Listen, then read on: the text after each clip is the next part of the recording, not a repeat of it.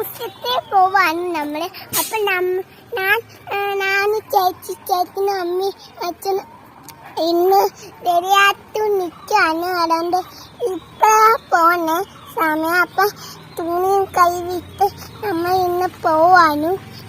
Hello കുട്ടുമണീസ്. അപ്പോൾ ഇന്ന് lucky പറഞ്ഞതുപോലെ നമ്മൾ ഉത്സവത്തിന് പോകാം. വേറെ എങ്ങനത്തെ ഉത്സവമല്ല, നമ്മുടെ കൊട്ടാരക്കരയുടെ സ്വന്തം ശ്രീ മഹാഗണപതി ക്ഷേത്രത്തിലെ തിരു ആറാട്ടാണ് കേട്ടോ. അപ്പോൾ ഇന്ന് നമ്മൾ പോകുമ്പോൾ ഈ വീഡിയോ ഞാൻ പോസ്റ്റ് ചെയ്യുന്നത് ഉത്സവം കഴിഞ്ഞ് 2 ദിവസത്തിന് ശേഷമാണ് ഗൈസ്. വേറെ ഒന്നും അല്ല, എഡിറ്റിംഗ് പ്രോബ്ലം തന്നെ. എഡിറ്റ് ചെയ്യേണ്ടതും വീഡിയോ എടുത്ത ആൾ തന്നെ ആണല്ലോ, പിന്നെ എഡിറ്റ് ചെയ്യുന്ന ഫോൺ ഏട്ടൻ്റെതായതുകൊണ്ടും നമ്മുടെ വീഡിയോ കുറച്ച് ലേറ്റ് ആകും കേട്ടോ. അപ്പോൾ ഇവിടുത്തെ കാഴ്ചകളൊക്കെ കാണിച്ചു തരണമെന്ന് മാത്രമേ ഉള്ളൂ എനിക്ക്. മിക്കവരും ഈ കാഴ്ചകളൊക്കെ കണ്ടിട്ടുള്ളതായിരിക്കും, പക്ഷേ കാണാത്തവർക്കായിട്ടാണ് കേട്ടോ ഈ കാഴ്ചകളൊക്കെ. അപ്പോൾ നമ്മുടെ ഉത്സവം കളറാക്കുന്നത് ഈ കച്ചവടക്കാരും പിന്നെ ഈ അമ്പലത്തിന് ചുറ്റുമുള്ള ഈ വെളിച്ചമാണ് കേട്ടോ. നല്ല അലങ്കാരമാണ് നമ്മുടെ ഈ ഉത്സവത്തിനുള്ളത്. ലൈറ്റിംഗ് ഒന്നും പറയാനില്ല, എല്ലാ വർഷവും പൊളി ലൈറ്റിംഗാണ് ഗൈസ്. അതുപോലെ തന്നെ കച്ചവടക്കാർ ഒന്നും പറയാനില്ല, അവരുടെ ആഘോഷമാണ് ഈ 11 ദിവസത്തെ ഉത്സവം കേട്ടോ. അവർ 11 ദിവസത്തേക്കായിട്ട് അവിടെ വന്ന് താമസിച്ചിട്ടാണ് ഈ മിക്ക കച്ചവടക്കാർ ഈ കച്ചവടമൊക്കെ നടത്തുന്നത്. ഏറ്റവും മനോഹരമായ കാഴ്ചകളായിരുന്നു ഈ വർഷം ഉണ്ടായിരുന്നത്.